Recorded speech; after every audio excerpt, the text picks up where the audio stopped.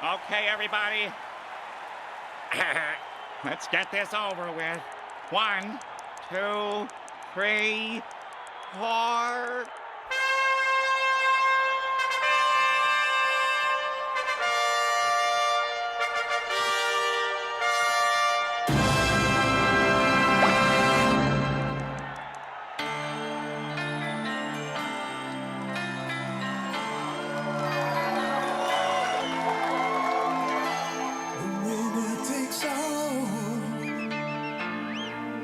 It's the thrill of one more kill, the last one to fall.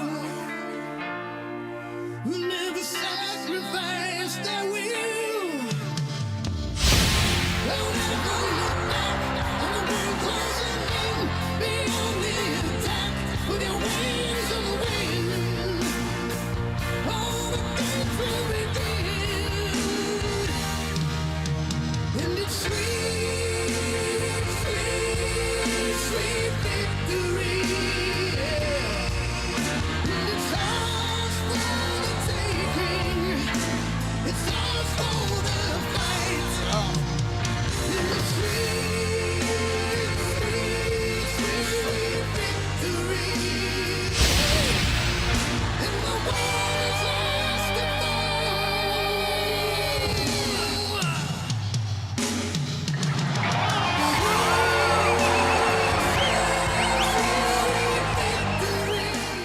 Football, football. Football, football, football.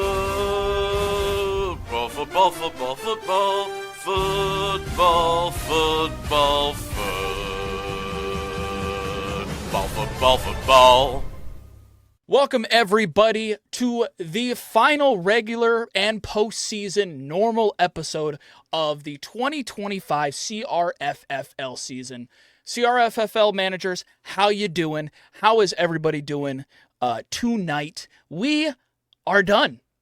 Our season is over. Our postseason is over. We have a winner. We have a second place person. We have a third place person. And we have a forfeit, but we had that last week. This is our last episode. Next episode is going to be a little specialty one that we're going to be doing, but we felt like it was, fair and valid that we have at least one more to, really, really rub in the fact that the other half of the podcast boys could not get it across the line, even close, even halfway through. And as you can see by the paper bag, by the writing on the paper bag, we're definitely getting demonetized. Caleb is definitely not seeing this video, 100%. Mr. Mike's Magical Milkman, it seems like your men have been milked indeed by the likes of a Bijan Robinson, a Chase Brown, a Cam Little, Pittsburgh defense, and a Dak Prescott. And you are all dried up with your Justin Herbert, with your George Pickens, with your Blake Corum and your Jalen Waddle, and you have fallen short in the end and picked up the L. How's it feel to be a disappointment to the Stemler household? Yeah, it's tough. It's tough when you get milked dry. When you just absolutely just get everything just sucked out of you and you have nothing left to give. It's never a good thing getting milked. And my guys, they're milked. All the milk's gone. And now I'm here. Dry as bone. I'm just alone and sad. And we're going to get into it. We're going to get into it later. But I'm going to be honest, Will. I don't feel like Shawn won the game. I feel a little bit like I lost it. And I'll explain my reasons why. I'd like to hear that. On the same note, I have to give props to Shawn and give him his due. He went on an incredible run, and it's crazy that he is hoisting the trophy. So good job to Shawn, and All I gotta say is I'm dry as a bone over here. And that's where I'm Dry at. as a bone. The milk absolutely evaporated out of his pores. Before we get into that, let's do a quick recap of the third place game. Me versus Rev Kev. Hey, I'm taking this off because the Sharpie's making me high. Oh, man. Milked and high. My goodness. Yeah, you don't want to be milked and high. No, not at all. Not at all. Let's quickly do a little recap of the third place game before we I think really it's dive warranted. into it. It's warranted. I think it's warranted. It wasn't the center point. Honestly, no one even really paid attention to it. And, I will at least give my reasoning to what happened because I think it's very simple. I failed as a manager, and I will admit that here live. I put in a waiver for Caleb Williams. I got him, and I totally forgot until Sunday evening that I got him and I was supposed to switch him out. And if I did that, I would have won. I didn't. I failed as a manager. Once I lost to Shawn, I didn't think about the third place game really at all. Now, we can also talk about how Jahmyr Gibbs failed me in the end. Talk about JSN, did okay. We can talk about Darren Waller. Last week puts up 10 points. The week before puts 28, only puts up 1. My other 2 tight ends actually put up some points on the bench. We can talk about how Cameron Dicker only got me 2 points. The man finally got to be in a Pro Bowl, and he missed a field goal and missed an extra point. The most accurate kicker in the league. That's when he decides to just not be accurate. But it is what it is. In the end, I failed as a manager. I didn't really like CJ Stroud against the Chargers. That's why I went for Caleb Williams. And if I would have just made the switch when I got him, I would have won the game. And I didn't. And so I lost. And that's what I'm going to admit to. Because overall, Kevin's team did nothing as well. He was ripe for the taking. And I didn't take it. And that's kind of the... But I will give him this. His kicker went off. His kicker did go off. I was going to say it. I was going to say that the kicker trade, 18 points from Aubrey... Is it the single? I mean, without the 18 points, he doesn't get the win. So no, not at all. So we can say it's twofold. We could say that it was a failure on my part, and we could also say that it was Kevin's pickup of the kicker finally bringing him money, baby. Finally paying off. But overall, I think both teams were abysmal, both fantasy teams. I mean, like on my side, DeAndre Swift and JSN did well. On his side, St. Brown and Jones did well. He had the kicker. Both of our defenses did all right. And other than that, everybody was a stinker. Everyone else was an absolute stinker. T. Higgins, Devontae Smith, stinkers. Saquon and Jahmyr Gibbs, stinkers. Cook and Irving, stinkers. Jared Goff, stinker. CJ Stroud, meh. I would consider it a stinker for how much quarterbacks can get points in this league. So it's honestly, Kevin, we were 2 cheeks from the same ass this week, and yours was just not as chapped as mine. Mine was absolutely chapped, and congrats on getting third place. I still think you deserve it. So overall, I believe he finished 4th or 5th place last year, and he's finished 3rd and got his money back, which is fantastic. Me last year, I finished 3rd, and I'm finishing 4th. So any analysis on your end for that, or? No, I mean, it's tough seeing that you got Caleb Williams and you forgot to put him in. I mean, that's a tough one. It's a tough one to hold, but I mean, it's a tough time of the year. The games are wonky. You got a game like every day. You don't know when people are getting on your waivers. It's Christmas. So, I mean, no excuses. It just kind of sucks that you had the points to win and you didn't win. It's not like it's for the championship game. So if it was for the championship, I would have been heartbroken. Oh, yeah. But I would have been more attentive if it was a championship game. For sure. I mean, somebody probably would have saw it and texted you, honestly. Probably. So anyway, I mean, it's tough. I think that this is what I'll say before we get into my game. I do feel like there's a little bit of an undercurrent of a there she is. Hey, wait, bring her in here. Oh, he wants you to come in here. Reading. Give Heather the headphones. I only need her to hear this. Well, welcome in Heather's Haterade. Good book. Welcome in, Heather's Haterade, to the podcast. I just want to ask you an individual question that Mike cannot hear. How does it feel to know that your husband's an absolute loser when it comes to championship and comes to really seeing it across the line? I need your take right now. I mean, his heart was hurting. Why did he ask you? He's a winner in my heart. I think that's all that matters. Oh, get out of here Get with outta the here. soppy What crap. Give him them back. He said, "How's it feel to have a husband as a loser?" It's hard in the streets. Hard in the streets over here. But what I'll say is I do feel like there's a little bit of an undercurrent, and I think we'll get into this in our special episode a little bit. Mhm. I feel like there's a little undercurrent of a rivalry in our league Yeah. with the podcast bros against, I don't even know what we're going to call them, against Shawn and Kevin. The elders? I mean, you're an Well, elder, but you're also I'm an elder too. but you're a podcast boy first. Yeah, podcast boy first. in this Elder scenario. second.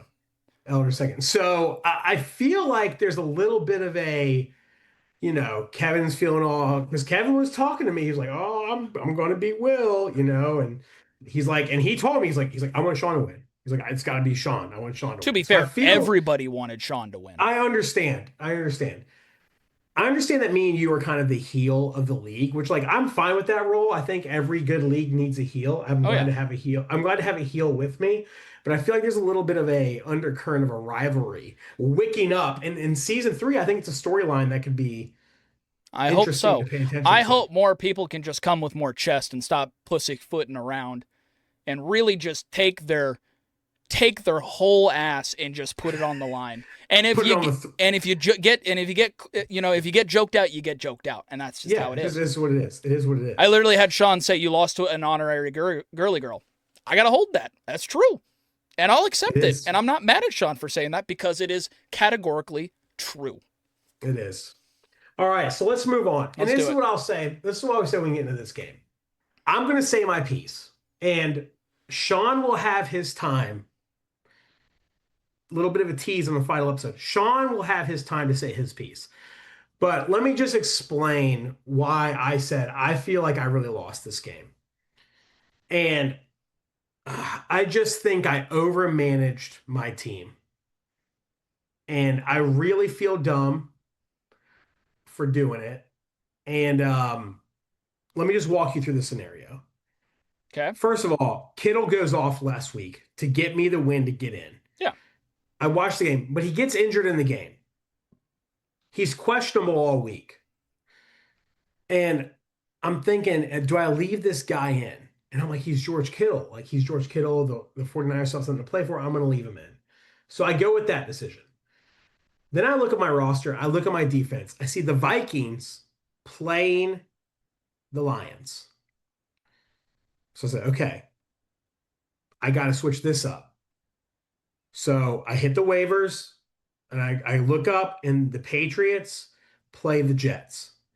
I'm like, okay, this is going to be a higher scoring defense. I'm going to drop the Vikings. I'm going to go with the Patriots. Then I look at my lineup, and just like, we've talked about Breece Hall before, I move him out of my lineup. He's Breece Hall. He's on the Jets. And in my mind, I'm like, I'm picking up the defense that's playing against the Jets. If Breece Hall scores, it cancels out the defense. Let me take him out. I'm going to maximize my point opportunity here. I take Breece Hall out, which I've played him most of the season. Well, the Vikings score 30 points on defense, and Breece Hall scores a whopping 27 or something. And so that sucks. So right there, that's an additional, I don't know what that, I mean, that's, they combine for over close to 60 points. And so I leave Kittle in, and the waiver wire I should have picked up is I should have picked up Kittle's backup, Tongas, just in case Kittle didn't play, but I didn't do that. And 40 minutes before the game on a Sunday night, they announced Kittle is out of the game.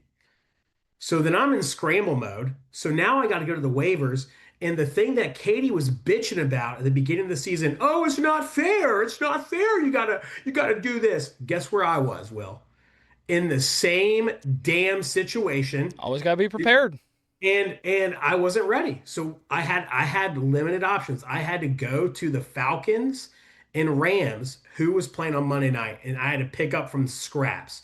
Now, I was also worried that Shawn was going to hit the waivers and pick up a player that I was trying to pick up, and then I'd be really screwed. Well, I go in. Luckily, Kittle was in my flex, so I had a wide receiver, running back, tight end combo. I didn't have to go tight end for tight end. So I go in, I look at the Rams lineup, and thank God their second running back behind Williams is available. And he had since their bye week, he had 3 great games. So I pick him up, but then I do a little hedge my bet. I put another pickup in for another like running back or wide receiver. I think I put a pickup in for Drake London or something. Somebody another lower tier, just in case Shawn tried to snipe me. Well, I wake up on Monday, and of course, I sent the text. Shawn's in there, freaking trying to snipe my picks, but he picked in the wrong pick. So I respect Shawn for doing it. He But I tried. picked up He the did wrong- it. He tried it with me as well. Yeah. He's really deep into that. He's deep into it. So I get my running back. I'm feeling pretty good. But again, I got a 10-point lead going against Bijan. And I'm like, this is not on Monday night. This is not going to be good. And of course, No. Bijan does what Bijan does. My running back gets injured. He goes out. But the moral of the story is this, William. Had I done the sensible thing and I didn't overmanage my team and I left the Vikings in and I put Brees Hall in for Kittle because Kittle was questionable, I would have won against Shawn. Well, Because I would have broke I would have scored 203 and I would have beat Shawn.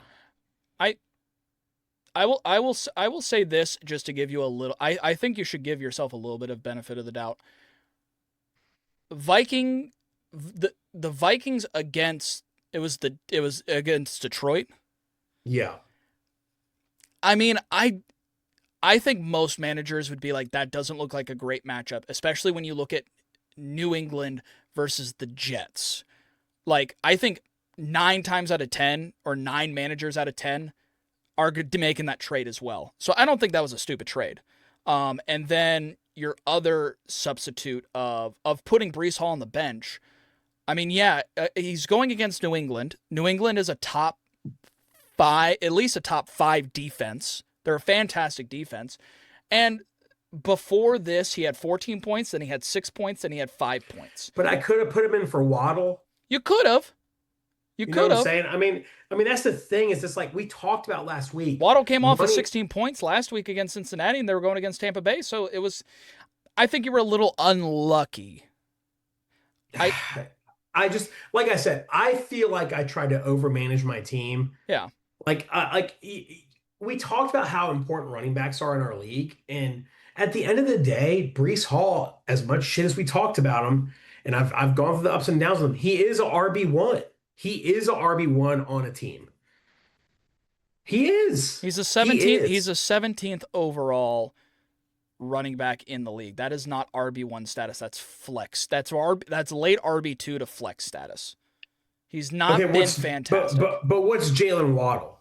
62 overall, 19th wide receiver. So 17th running back or 19th wide receiver. That's what I'm saying. Again, both are in the flex spot. You just chose the wrong flex spot. But again, would you rather have a Waddle against Tampa Bay or would you rather have a Brees Hall versus New England? Yeah, I don't think Monday, it's the worst decision you made. I think you just I think you got unlucky with mismanagement in the waivers. I think you got unlucky with Kittle getting injured, and I wouldn't blame you too much because I think here's the honest truth. You said you needed at least 180 to feel comfortable, 180 to 185 last week to feel comfortable beating Zach or to beating Shawn.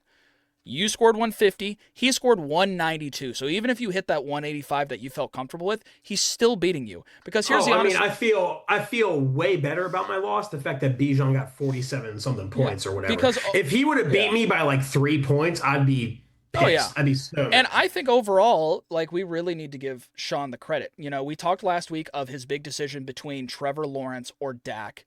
And I was thinking putting in Trevor Lawrence. Luckily, Both of them did the exact same points. The difference was 1 point.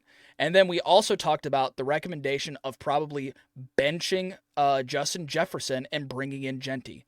Well, you moved McMillan up into your wide receiver spot. Yeah, he only got 1.5 points, but because you got to look at what you substituted. You really substituted flex spot for flex spot. You substitute because McMillan was already in your starting lineup. You really substituted out Genty for Justin Jefferson, and that got you more points, which was a very smart decision because Genty against New York Giants looks good. Justin Jefferson against Detroit didn't look that good. And really, overall, when it comes down to it, you got mollywopped by Dak Prescott, Bijan, and Chase Brown.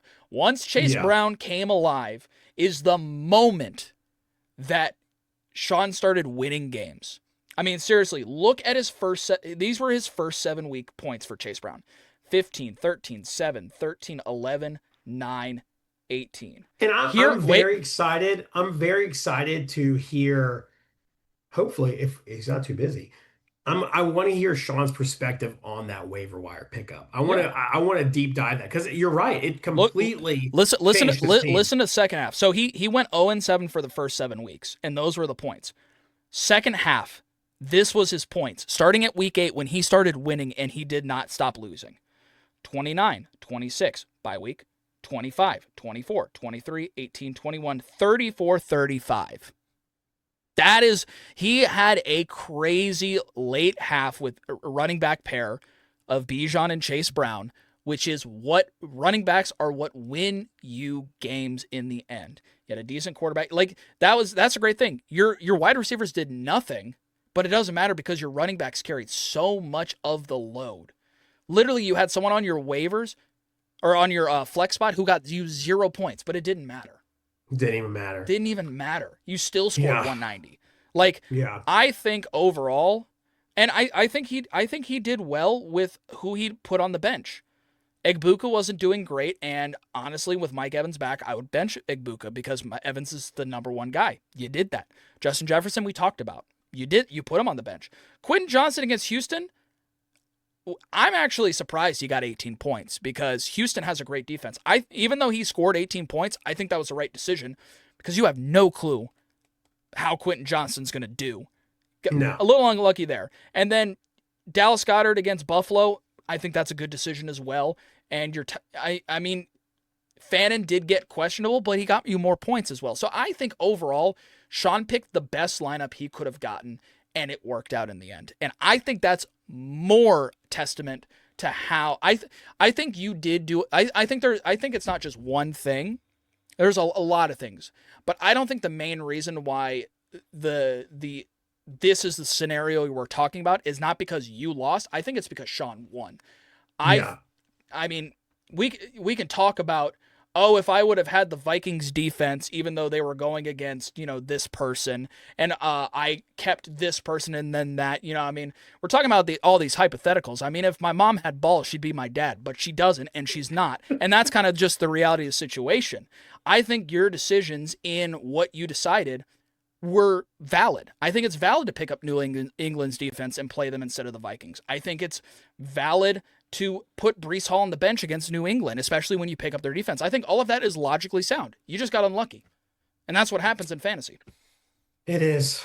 So, anyway. But let's give it up to Shawn. Let's give it up. Shawn, if one person deserves to win this, it is absolutely Shawn. To go on a 10-game winning streak to beat the likes of me 2 weeks in a row, you, Heather, Kevin, Kate, literally beat everybody above him to get all the way to the finals and then put up a 190 pointer to seal the win. Absolutely deserved. I wouldn't want anybody else. It would have been a little bit sad if you would have won. It would have been sad if I beat you, or it would have been sad if I beat Shawn in the second round and he was playing for the third place spot. I think this is exactly what we wanted. This is what we wanted Katie's team to do last season, but it just didn't work out like that. Not saying that Katie failed or anything like that. I'm just saying that's just not how the cards were dealt. But that's what we wanted last season, and we got it this season. So I think this just proves in this league, you need to absolutely tank the first few weeks because you're guaranteed to make it almost at least to the championship. That's 2 seasons in a row we've seen just an absolute stinker of a first half turn it around. I think that's the secret play that we got to be doing. Oh, man. Yeah, big ups to Shawn. Hey, props to you, dude. Crazy. So, like we said, we got one more episode coming this season. We will let you know when it drops, and I'm looking forward to that one. I think it'll be a lot of fun. 100%. And we got some stuff in store for it. But it's been a great season. We got one more thing to end on. And yeah, everybody enjoy the playoffs. Have some fun. Has Gordon decided what he's going to do? I think he's leaning towards Waffle House. I need to Waffle text House is him. the vibe. I think Waffle House Yeah, is the vibe. I think Waffle House would be awesome. That'd be Awesome. so fun. Wow. Thank you guys so All much right. for watching this podcast. Next season will be bigger and better. We're going to find somehow to make it bigger and better. Until then, give us a week or two to figure out how we're going to do this final episode of the season, get it all edited and sent out, but it's going to be absolutely a hoot and a holler. Thank you guys so much. Shawn, We out. congrats. It's been the podcast, boys. Losers in the end. Peace. Don't get milked. Don't get milked. My God. Football, football. Football, football, football. Football, football, football. Football, football, football. Football, football, football.